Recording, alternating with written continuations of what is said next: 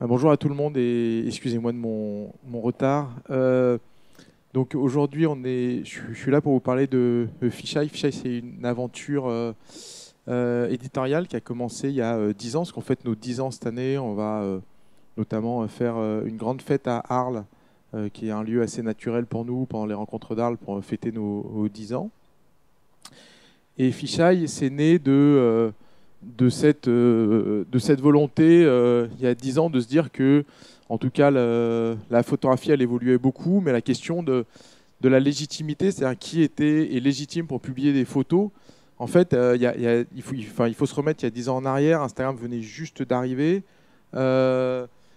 Finalement, les gens qui étaient des photographes, qui avaient le droit de publier des photos, c'était des gens qui avaient publié des livres, qui étaient dans des grands festivals, qui étaient dans des musées, qui avaient une reconnaissance, ou alors des gens qui venaient de l'industrie, de la pub ou du corporate. Mais finalement, il y avait toute une émergence qui, elle, n'avait pas de visibilité. Et puis cette visibilité, ils l'ont conquis petit à petit en s'exprimant sur... à l'époque, ça avait commencé sur des skyblogs, des choses comme ça, et puis...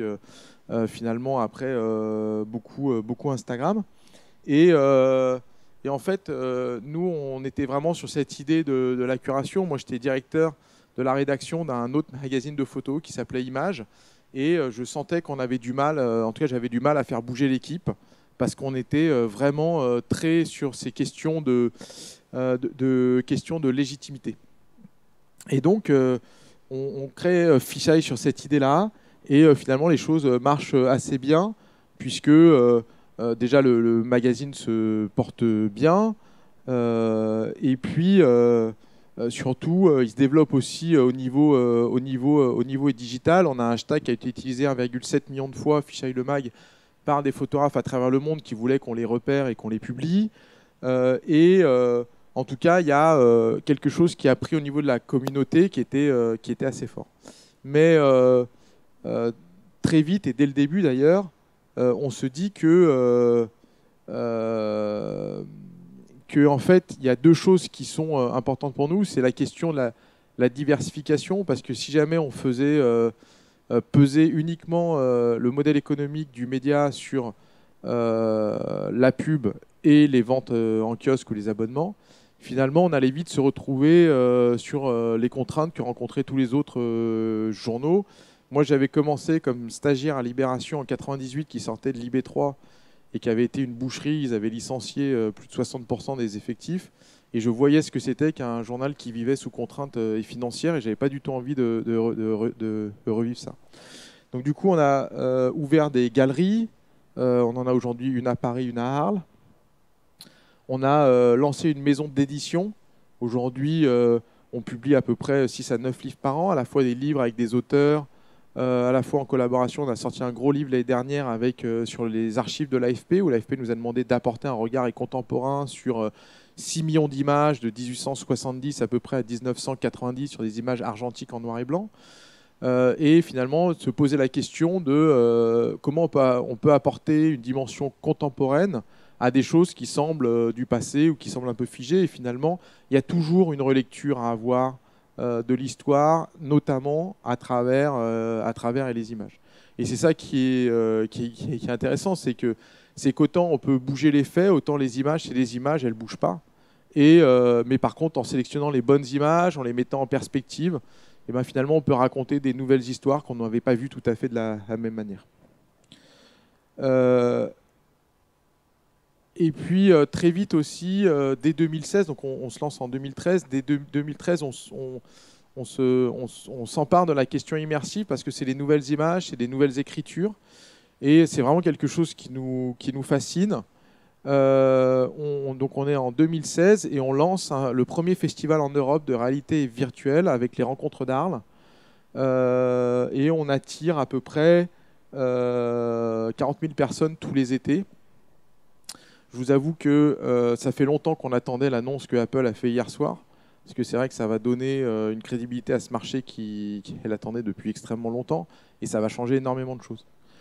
Mais en tout cas, suite à ça, on a lancé une résidence d'écriture immersive avec l'Institut français.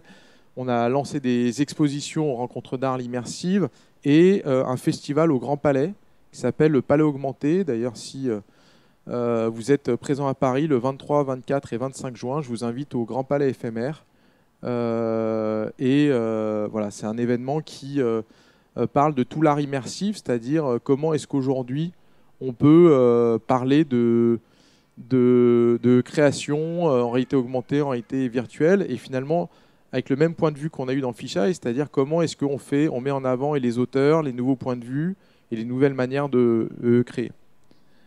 Suite à ça, ça c'est assez récent, il y a une quinzaine de jours, on a lancé un nouveau média qui s'appelle Fisheye Immersive, qui parle uniquement d'art immersif et qui du coup est un nouveau pilier éditorial pour nous, pour qu'on ait vraiment nos deux jambes, c'est-à-dire la jambe photo et la jambe immersive. Voilà, c'est ce que je vous parlais. Donc ça, c'est y a une newsletter, il y a un site internet et il y a un annuel qui reprendra un peu tout ce qui s'est passé pendant un an en termes de création immersive.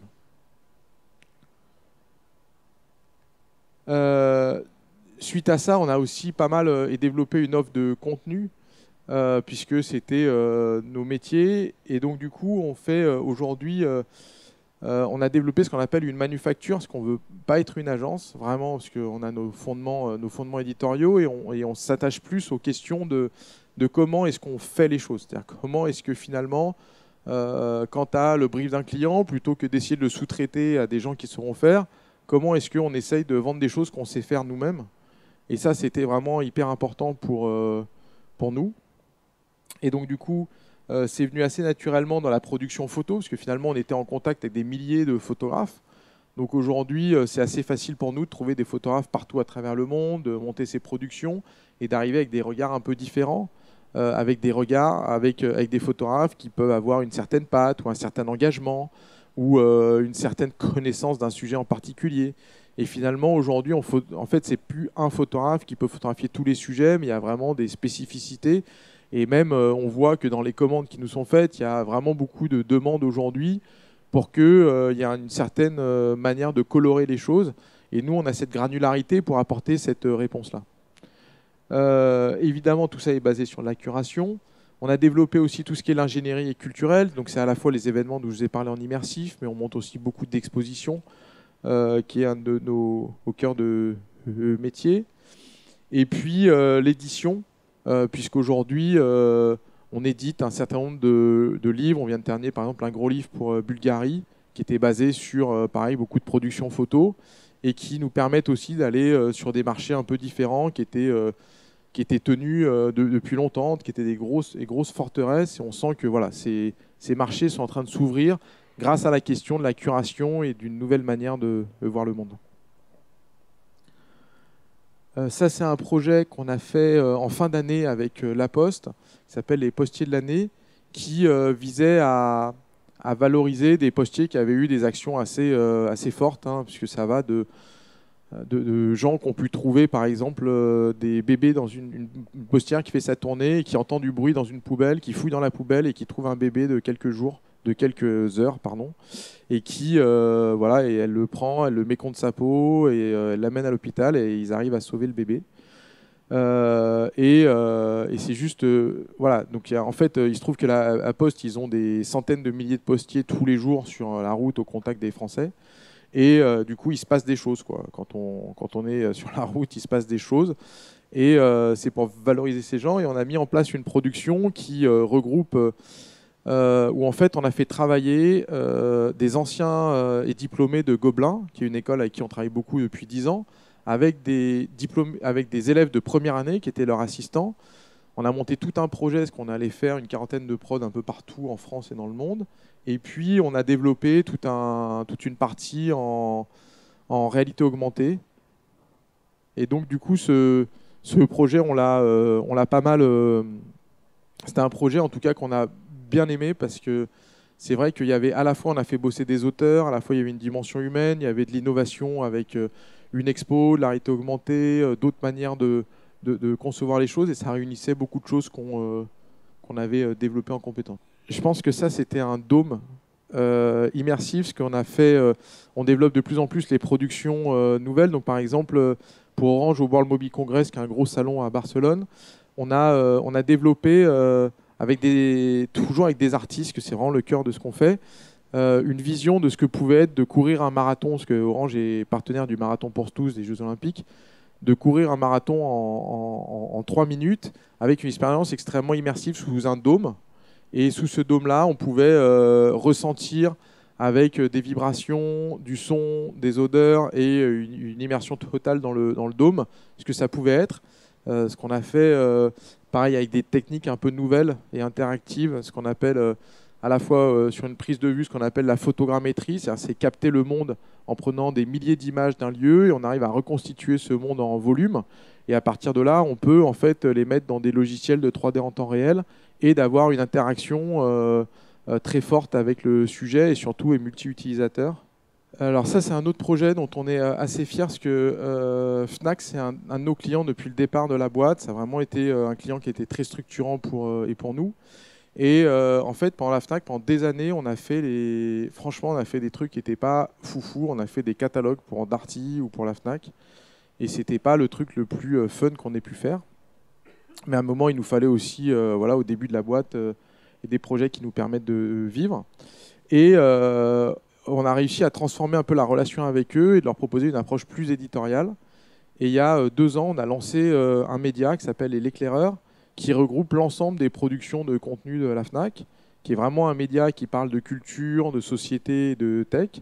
On a 7 journalistes qui travaillent à plein temps sur ce projet, et c'est vrai que l'approche visuelle aussi était importante. Et aujourd'hui, voilà, c'est un média qui réunit 2 millions de visiteurs uniques par mois, et qui nous a permis de développer aussi une compétence sur un média un peu plus grand public, tout en étant assez spécialisé dans les choses dans lesquelles on parle. Et on voit qu'il y a une capacité en tout cas à être accepté, même en tant que média de marque, à partir du moment où la qualité de ce qu'on propose et l'indépendance éditoriale de ce qu'on propose est ressentie par le lecteur.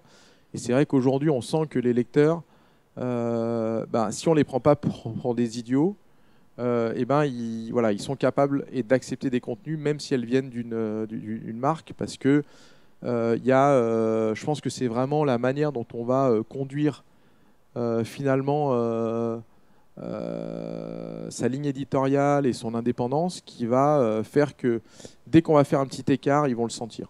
Donc du coup, on est assez intransigeant sur ce média-là, sur l'indépendance de la ligne éditoriale, et ça a été quelque chose qui a été accepté par la Fnac et qui du coup nous fait aussi confiance, nous offre beaucoup de liberté, et ils ont plutôt confiance parce que les résultats sont là et le site est en forte croissance en termes d'audience. Alors ça, c'est un autre projet qu'on a réalisé sur le 2022 avec Expertise France. Expertise France, c'est la branche opérationnelle de l'AFD, de l'Agence française du développement. Et on est allé dans 7 pays dans le monde, et principalement en Afrique, pour aller couvrir des projets. Mais à chaque fois, ils voulaient un photographe local. Donc à chaque fois, on a trouvé un photographe dans le pays avec qui on a monté le projet.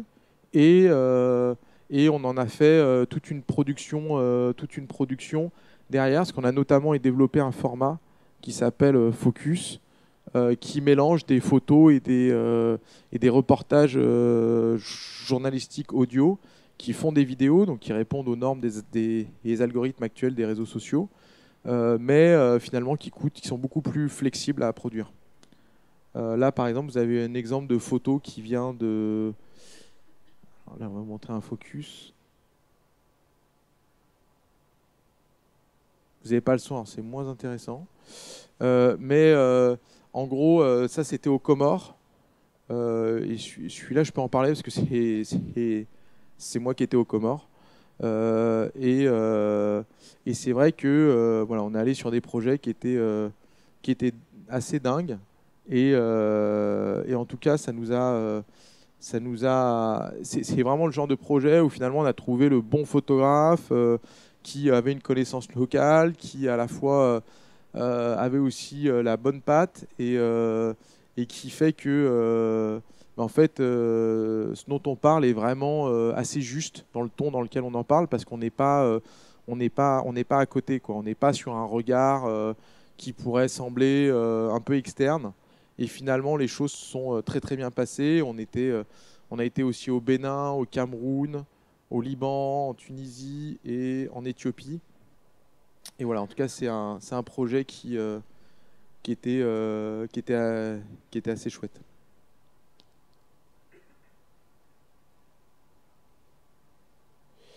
Alors ça, voilà, c'est un peu moins ONG, c'est LVMH. Ils nous ont confié toute la création visuelle des journées particulières, qui est un peu leur journée du patrimoine, mais interne aux maisons de LVMH. C'était en octobre dernier.